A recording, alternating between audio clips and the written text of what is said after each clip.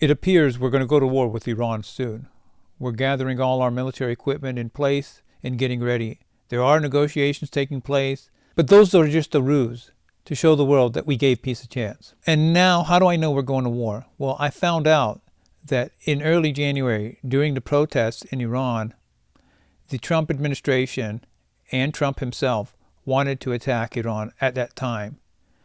And our allies, the Turks, the Saudis, and the Qataris, told the Trump administration that they would not protect Israel this time, meaning that they protected Israel last time during the 12-day war. They shot down some missiles and some drones. This time they said it's different. Give peace a chance. And that's why we're negotiating. I guess to convince our allies in the region that we gave peace a chance. But this is not sincere. It's all a ruse.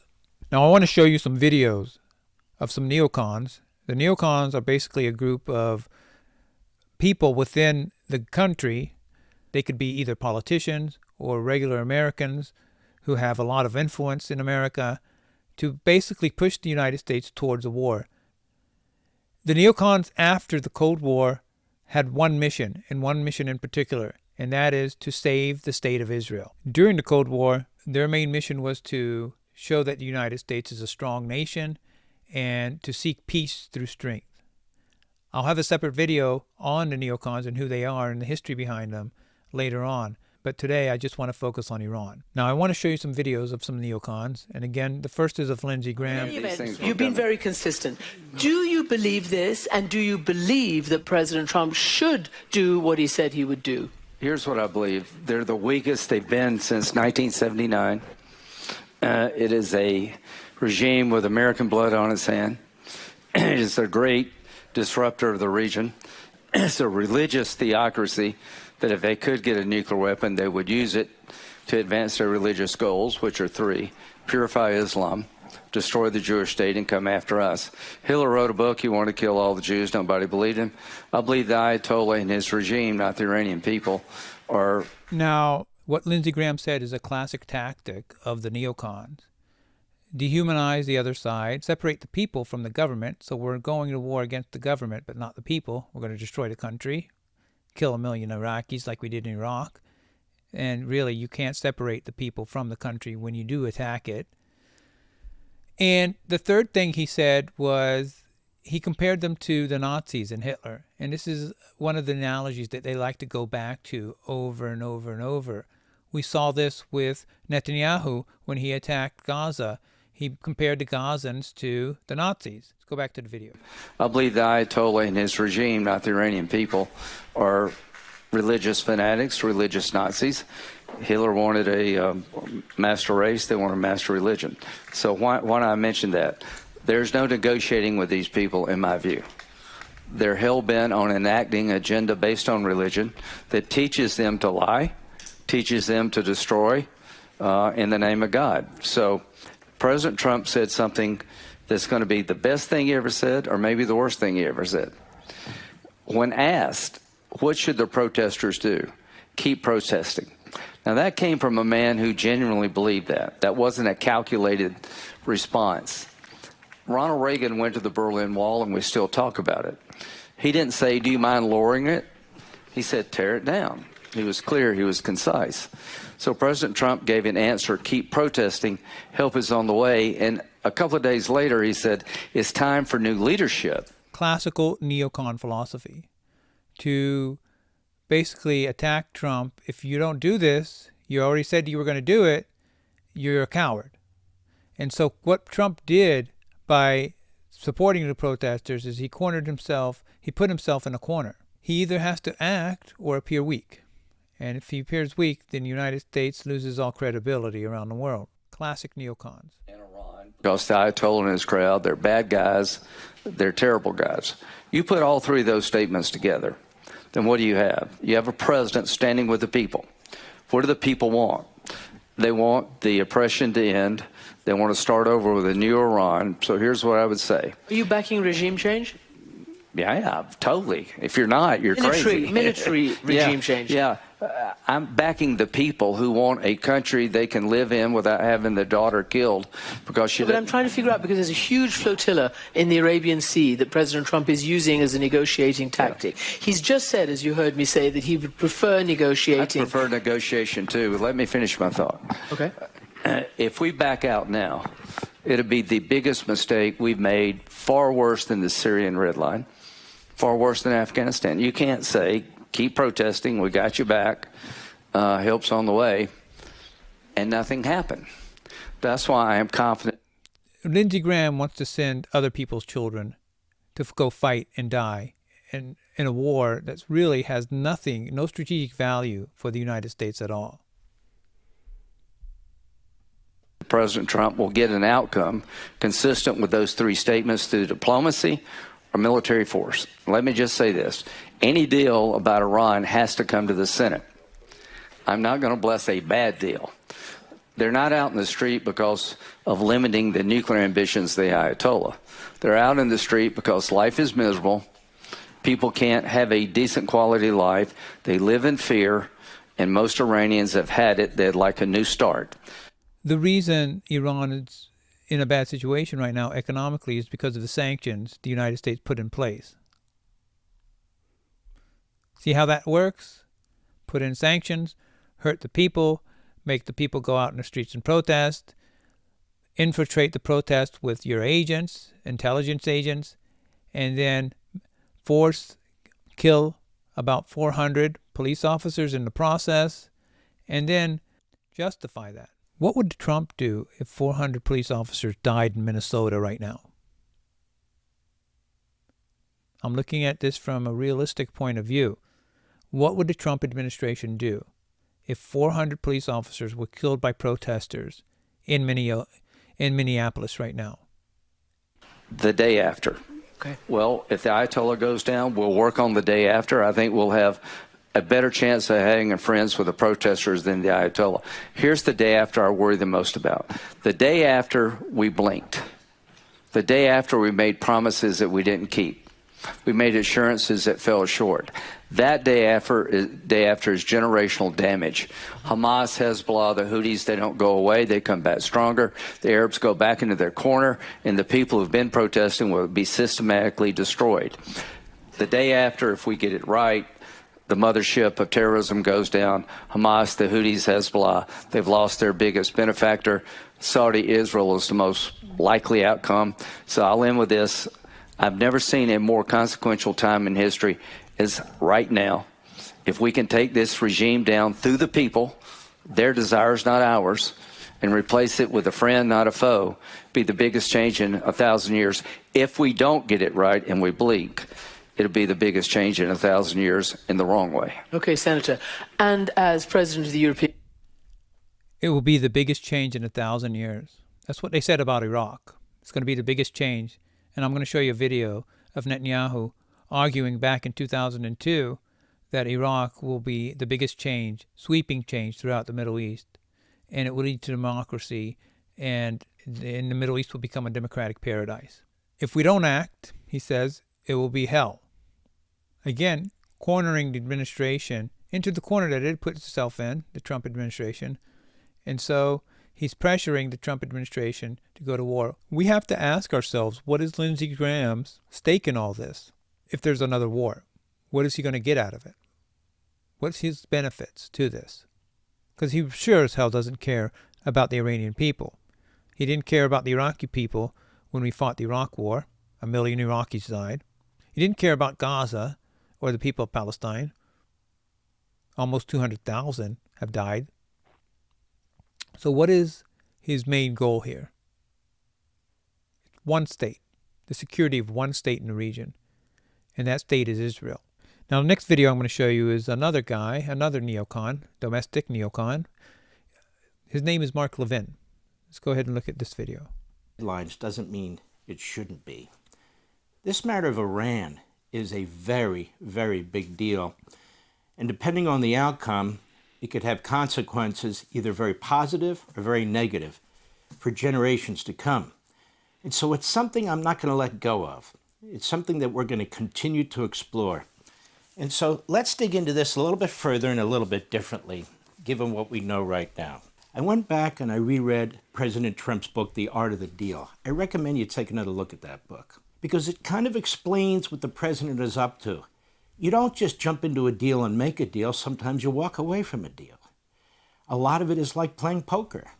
You don't show your hand, you don't have facial motions, and so forth and so on. It's quite a brilliant book, and that's why I think Donald Trump is a brilliant negotiator and has been brilliant as president.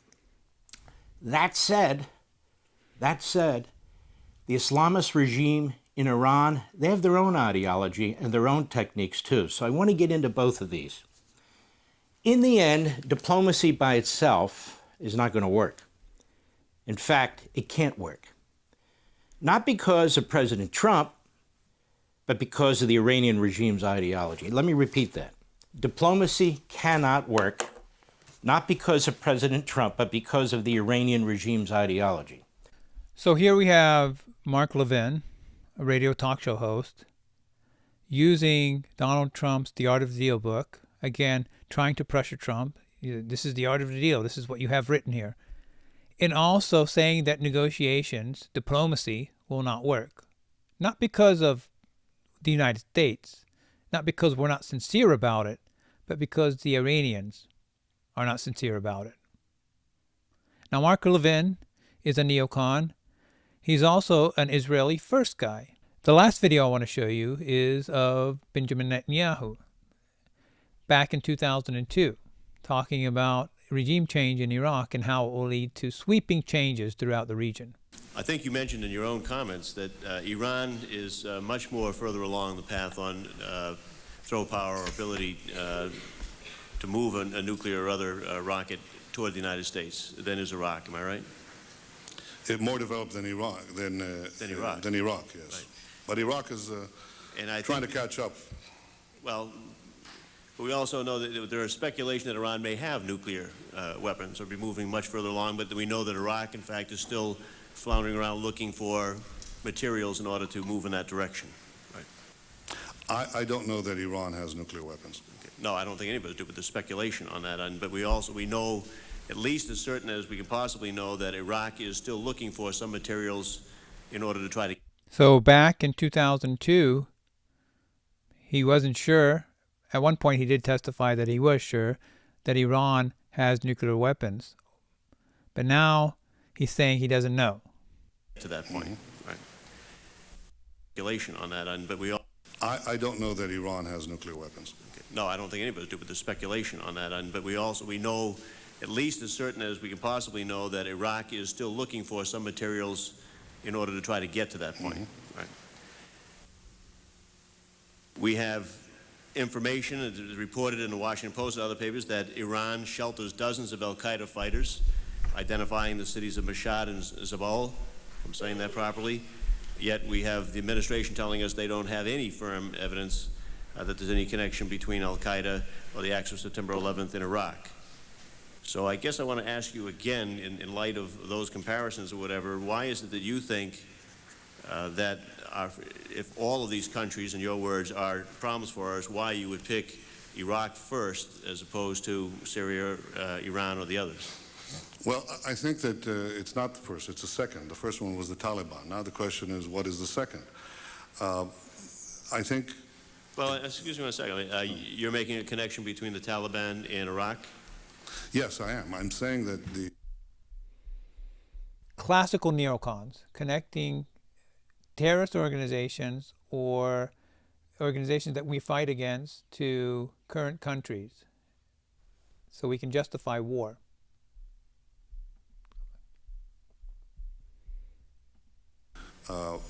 If you look at those who harbor terrorists and those who support terrorists, I guess I was looking for a connection between September 11th and my understanding why we went to the Taliban is there was a connection there. They were harboring somebody that we believed did the act on September 11th. Yes, that's the first reason why you did it. Now you're going to take me from September 11th to Iraq somehow? Yes, but I'm saying something else. I'm saying the connection is not whether Iraq was directly connected to September 11th, but how do you prevent the next September 11th? That is, you have here a system or a subset of the international system that simply disavows any constraints on the use of power. It has fueled these handful of regimes, and the terrorist organizations that they harbor are fueled by a terrible anti-Western zealotry, a militancy that knows no bounds, doesn't respect any force. Now he's saying Israel's fighting a war for the West. These countries are anti-Western, against Western civilization. This is another classical tactic that Benjamin Netanyahu uses over and over and over, that you'll see even today, where he talks about this war is a civilizational war. Israel's for the defense of the West. Israel standing as a bulwark against barbarism. Limits to the use of power. And one would be Iran, you said? One is Iran, one is Iraq. More nuclear capacity, more rocket capacity than Iraq, and harbors al-Qaeda people, or at least... Yes, now the question you have is this. The question you have is this. This is now a question of, not of values. Obviously, we like to see a regime change, at least I would, in Iran, just as I would like to see in Iraq. The question now is a practical question. And we get to the heart of the matter there. Back in 2002, he wants to see regime change not only in Iraq, but also in Iran, and later on, of course, in Syria, and in Libya. And just like General Wesley Clark said, 7 countries on the list, all that neocons wanted to take out. And we've taken them out one by one by one. Iraq is gone, Syria is gone, Libya is gone, Iran is the last on the list of these countries. What is the best place to proceed? It's not a question of whether Iraq's regime should be taken out, but when should it be taken out? It's not a question of whether you'd like to see a regime change in Iran, but how to achieve it. Iran has something that Iraq doesn't have. Iran has, for example, 250,000 satellite dishes. It has internet use. I once said to the heads of the CIA when I was prime minister that if you want to advance regime change in Iran, you don't have to go through the CIA cloak and dagger stuff. What you want to do is take very large, very strong transponders and just beam Melrose Place and Beverly Hills 2050 and all that into. That wasn't funny. That wasn't funny at all. So basically, in 2002, Benjamin Netanyahu revealed, he wasn't prime minister then, he was a former prime minister, he served in the late 90s, he basically revealed the Israeli plan that took place during December of last year in January, where the Mossad infiltrated Iran and infiltrated the legitimate protests and burned mosques, killed police officers, killed firefighters, burned fire stations, and also tried to beam in propaganda. However, the Iranians, with the help of the Chinese and the Russians, got rid of that, and they somehow jammed Starlink and cut off the internet. So it didn't work.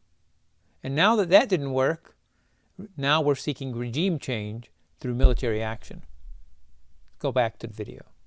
Iran and into Iran, because that is subversive stuff. They watch it, the young kids watch it, the young people, they want to have the same nice clothes at the same houses and swimming pools and so on. And that is something that is available in internal forces of dissension that are available in Iran, which is paradoxically probably the most open society in that part of the world. It is a lot more open than Iraq, which is probably the most closed society on earth. And therefore you have no ability to foment this kind of dynamic inside Iraq. So the question now is, choose. You can beam Melrose Place, but it may take a long time. On the other hand, if you take out Saddam's regime, I guarantee you that it will have enormous positive reverberations on the region. And I think that people sitting right next door in Iran, young people, and many others will say, the time of such regimes, of such despots, is gone. There is a new age, something new is happening. And that Iraq, is speculation on your part, or you have some evidence to that effect? you know, I was asked the same question in 1986. I had written a book in which I had said that the way to deal with terrorist regimes, well, with terror, was to deal with the terrorist regimes. And the way to deal with the terrorist regimes, among other things, was to apply military force against them, to the strike way we them. did in Afghanistan. The way, for example, I want to answer your question. Well, I guess Mr. I'm running out of time, so I quickly was trying to get there. We've done, I think, what you proposed in Afghanistan, yet I haven't seen that sort of neighborhood effect. Well, I think there's been an enormous effect. The effect was, we were told that there would be a contrary effect. First of all, people said that there would be tens of thousands of people streaming into Afghanistan, zealots who would be outraged by America's action, and this would produce a counter-reaction in the Arab world. But I think you're now saying that when you take an action like we did in Afghanistan, we're going to see all the other countries just fold. No, what we saw is something else. First of all, we saw everybody streaming out of Afghanistan. The second thing we saw is all the Arab countries and many Muslim countries trying to side with America, trying to be okay with America. The application of power is the most important thing in winning the war on terrorism. If I had to say, what are the three principles of winning the war on terror? It's like, what are the three principles of real estate, the three L's, location, location, location? The three principles of winning the war on terror are the three W's, winning, winning, and winning.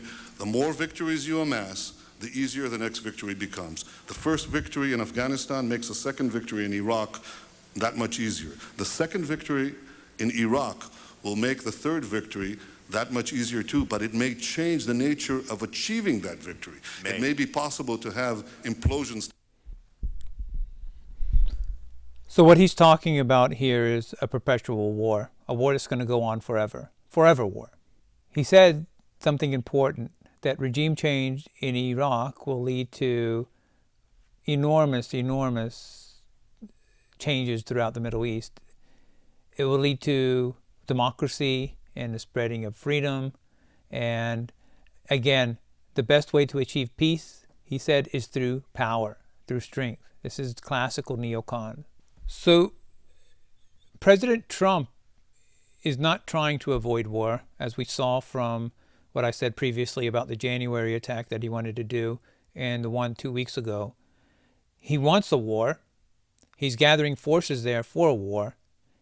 And the neocons are sort of nudging him, to nudge him into another conflict, to nudge him towards war, hoping that they could provide the sort of, push, if you will, that will push him over the edge towards war. Why is war bad for the United States? I'm going to reiterate it again. Why war is bad for the United States. We're not ready for war. We're in debt. Our weaponry is depleted. Will we go to war? I think we will. There's a reason we're gathering our forces there. They're not part of the art of the deal. Donald Trump is not bluffing. We are going to war. It might start this week. It might start next week. But we are going to war.